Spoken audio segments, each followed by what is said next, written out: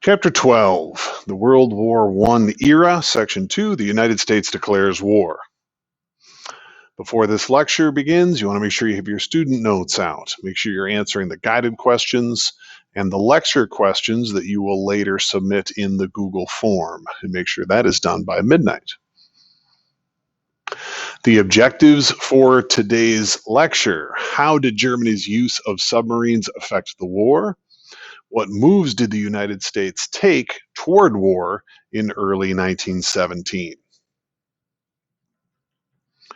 Okay, so prior to World War I, America was under a significant change due to immigration. As we talked about in previous lectures, huge number of immigrants were coming in from throughout the world, and a large number of them were coming from Europe, specifically Central, Southern, and Eastern Europe.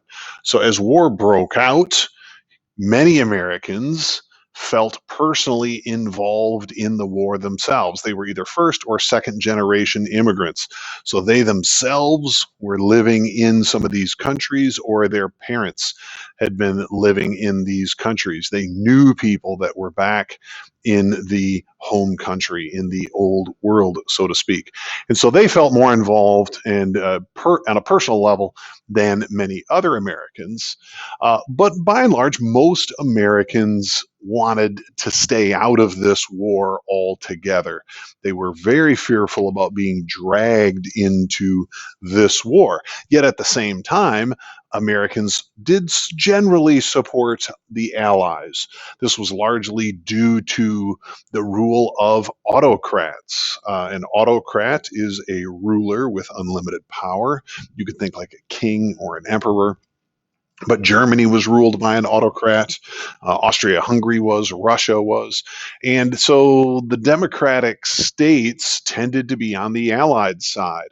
And therefore, most Americans did support the Allies of France and England. Of course, Russia was on the Allies, and Russia was ruled by an autocrat, so that would cause some trouble at home, at least as far as politically. But President Wilson would officially proclaim the United States neutral on August 4th, 1914, very, very early in the conflict.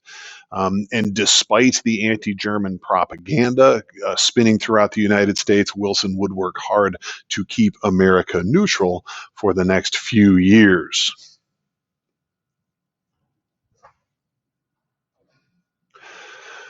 Let's take a look at Europe quickly and see what's going on. If you look at the map in the upper right-hand corner, you are going to see Great Britain or England there in red, and you're going to see the 1914 blockade of Germany. Now, what the blockade is doing is the British ships are halting and stopping all trade going in and out of Germany. Over the last couple of decades, Germany and England have been in a naval arms race. England has had really the largest navy in Europe for the better part of a century, but after industrialization, Germany worked quite hard to catch or perhaps even surpass the British. When war broke out, there was a single engagement in 1916 as the British Navy caught the German Navy as they were trying to sneak out and break this blockade. There was one engagement. There were heavy losses on both sides.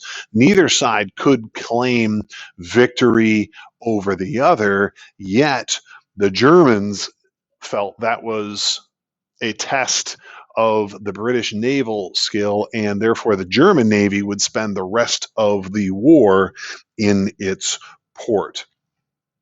So Germany was left with, how do we break this blockade? How do we do this?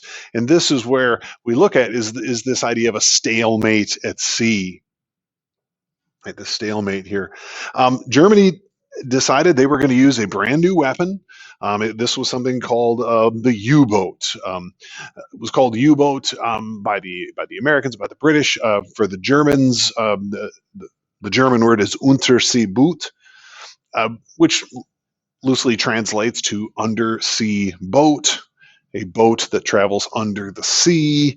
Think submarine. right? Unter is like under, sub, submarine. That is your U-boat here.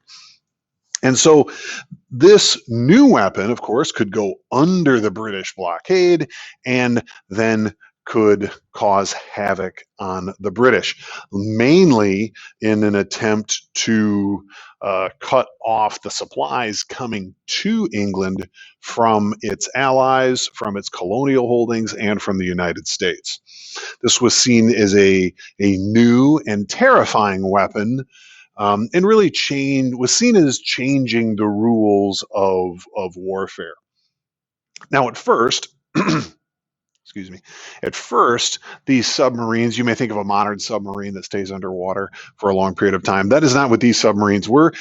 Most of the time, they did run along the surface, on the power of diesel engines. When they did want to submerge, when they came upon, let's say, a merchant vessel carrying supplies that they may want to stop from arriving at British ports, then they would submerge, get very close to the boat, this merchant vessel, let's say, and then they would surface.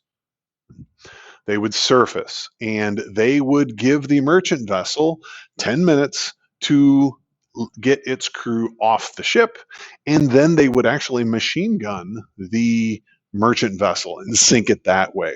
Torpedoes weren't very accurate, and torpedoes, they could only hold so many. So most often they would machine gun these ships and sink them that way. However, eventually the British figured this out and they started arming their merchant vessels. So when submarines would surface and demand the merchant vessel to, your crew must now leave, the merchant vessel would fire on the submarine, and the submarine would then go underneath the waves and then would launch its torpedoes. So the British, responding to German tactics, led the Germans to change their tactics, where they would now not give warnings to merchant vessels and just sink them using torpedoes. And this is where we begin to see this idea that submarines were changing the rules of the war. They were doing it without warning. It was seen as cowardly. It was seen as terrifying. And the Germans were vilified by the British. And this would have been in some of that propaganda that we discussed. But in reality, Germany is just trying to break this stalemate. What else are they supposed to do? England at this time cut what we call the transatlantic cable. The main method of communication at this time is the telegraph. And there were cables that went from Europe all the way to North America, and you could have almost instant communication between the continents. Well, one of the cables that came from Germany was cut by the British. And so, therefore, the only communication coming to the United States came with a pro-Allied bias because it was coming from the British. And America, predisposed to side with the British anyway, were quickly had their opinions swayed by this form of propaganda by the British. And we'll spend quite a bit of time looking at that in subsequent sections when we talk about the war at home within the United States. But these are images that people would see or that people would hear about. And this was just seen as this horrible atrocity done by the Germans. The submarine would be the main German naval weapon of the war. And the pro-British bias would really be driven against the Germans. But when you think about it, the British blockade of Germany was portrayed okay and was portrayed positively, yet the German blockade of England through the use of submarines was seen as uncivilized. Okay, lecture question number 1. Which country actively blockaded Germany? Question number 1. Which country actively blockaded Germany? Okay.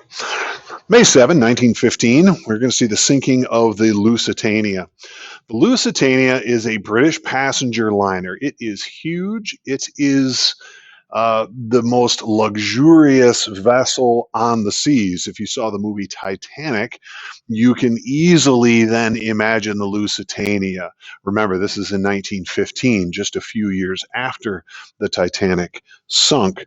And the Lusitania would be sunk by a German submarine or a German U-boat.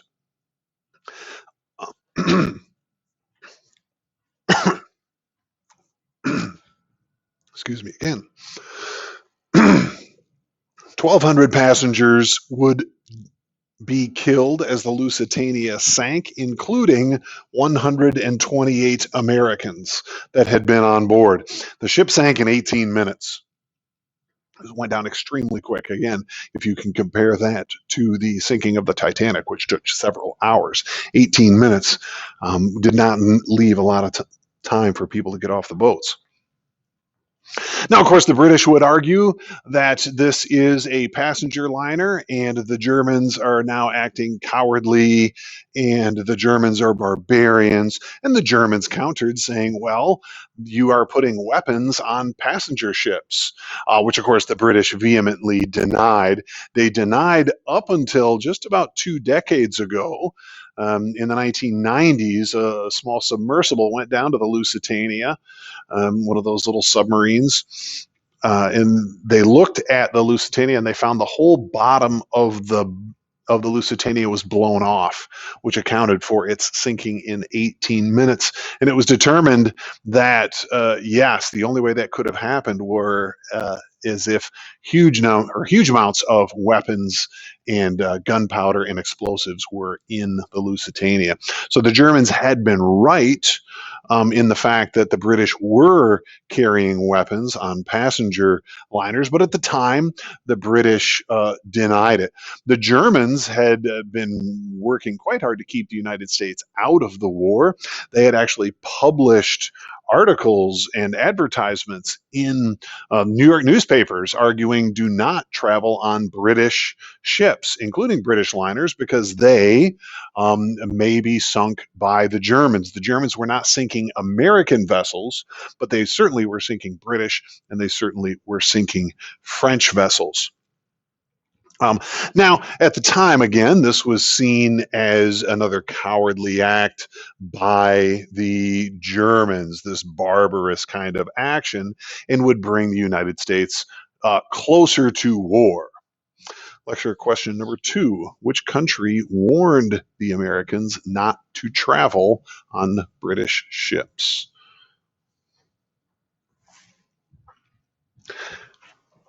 After the sinking of the Lusitania, more Americans are going to be killed when Germany sinks a French passenger liner called the Sussex. Now, the Sussex didn't have nearly as many passengers die. 80 passengers died, but 2 Americans died. And Wilson became increasingly frustrated at the German response to this. He begins to more actively support the preparedness movement and begins authorizing U.S. banks to give loans to the Allies.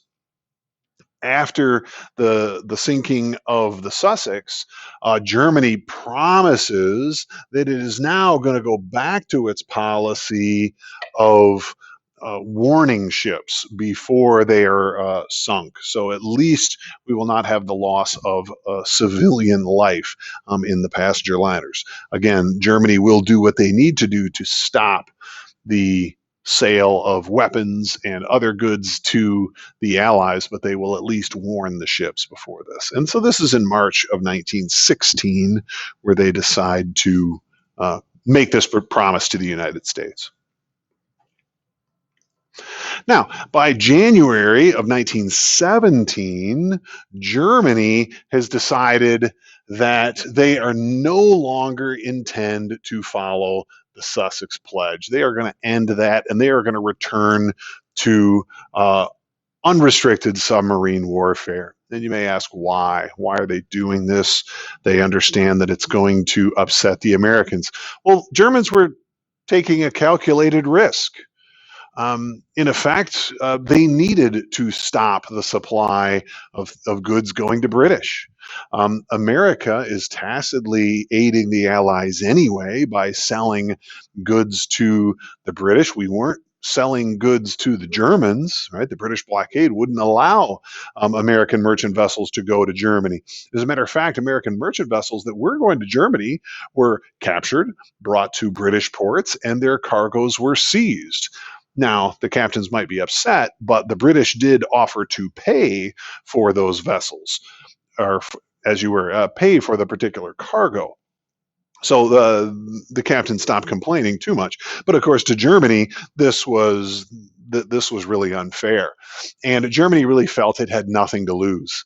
If it was going to win, it was going to have to fight the British with the gloves off, so to speak. Now, of course, in the United States, when the Sussex Pledge was ended, Wilson's government broke off diplomatic relations with Germany. And what that means is we're going to recall our ambassadors and we are not going to talk to you in a formal way anymore. Despite the announcement of the suspending of the Sussex Pledge, the German Navy still does not attack American ships, right? Again, hoping to keep the United States out of the war. And again, this is for really a couple of different reasons here. Not everybody in the country wanted to go to war. There was certainly war fever, and war fever in different areas, certainly in New England, in urban centers, but not the American West. The American West really felt that this was not their fight. Germany and Europe really seemed like a long way off. Okay, lecture question number 3. What country did the Sussex come from? Question number 3. What country did the Sussex come from? Okay, the next event we want to look at is something called the Zimmerman Note. And this is going to have large consequences within the American population. So the Zimmerman Note, or the Zimmerman Telegram, was intercepted by the British, which they were more than happy to share with Americans. In effect, this telegram was from the German foreign minister to the government of Mexico. The German foreign minister's name was Zimmerman. That's why we get the Zimmerman telegram. But the telegram basically said is that Germany would offer Mexico all those lands that America took at the end of the Mexican-American War of 1848 if Mexico would declare war on the United States. Now, again, if we step back a moment, if you look at previous lectures, the United States had gotten involved with Mexico several times in the Mexican Revolution. We actually sent an army into northern Mexico looking for Pancho Villa. So there were a lot of ill will feelings in Mexico toward the United States. But in reality, this was a non-starter. This was not going to happen. Neither Mexico nor President Wilson looked at this note as a real threat. Mexico, like I just mentioned, was in the middle of this civil war, this revolution. They were not going to be able to take on the United States. But it did look bad for Germany. And of course, the other consequence is it is going to dramatically shape the opinions of those people in the western part of the United States. Remember, those people that I said were not really interested in war, right? So if you look at this map here, we're going to see the territories that the United States got from Mexico in the Mexican-American War. So you certainly look at Texas. Right?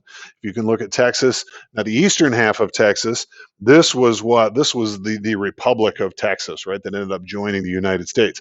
Now, Texas claimed that it had access to all this territory as well. That was disputed with Mexico itself, right? But Texas said it was all of this. But then after the Mexican-American War, right, we would cede all of this land for Mexico. So if you look at this, California, Nevada, Utah, Arizona, New Mexico, about half of Colorado, Texas, all of Texas, small chunks of Kansas and Oklahoma. So this now brought the war home to the West in a way that they had not really felt before. Lecture question number 4, which country sent the Zimmermann telegram? Question number 4, which country sent the Zimmermann telegram? Jumping back over to Europe now. I want to look at the Russian Revolution. So if you're Russia, you see in the map here, it's the country that's in purple. They, of course, were fighting. If you remember the last time we looked at this map, we talked about how Russia had mobilized very quickly, and Germany they were doing the Schlieffen Plan this way, and then they sent troops this way. But the war is not going very well for Russia. Massive casualties. 1.5 million dead here by 1917, 2.5 million prisoners of war, and just countless wounded soldiers. So Russia was dealing with some trouble here in a way certainly that even France and the United Kingdom was not. So the Russian Tsar at this point is going to be overthrown. Now a Tsar is another autocrat. A czar, you can think king. Czar gets its name from Rome, Caesar, and so this is where we get the idea of the Russian czar, right? Okay, so the Russian Revolution, after the czar is deposed and a new government takes its place. Now we have some of these other issues that we were talking about before. Now the U.S. Before we were concerned about allying ourselves with an autocratic Russia. Now that's gone. Now they have a republic, right? So it's just one more stumbling block that is removed when the czar is left and they get a different government. However, the United States does not declare war. Germany continues now to go after directly American ships. Remember I talked about before they would try to hold this off a little bit. In March of 1917, 3 American merchant vessels are going to be sunk by the Germans. One of them, the city of Memphis, one of them, the Illinois, and the other, the Virginia. And at this point, Wilson's cabinet supports a war resolution, and Congress votes on a war resolution. Remember, Congress declares war, not presidents.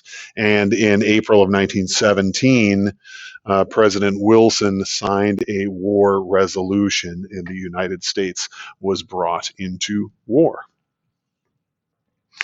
Lecture question number 5, what year did the United States join the Allies in World War I?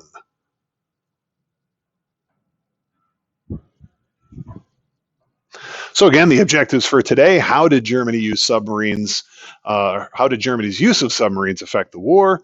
And what moves did the United States take toward war in early 1917?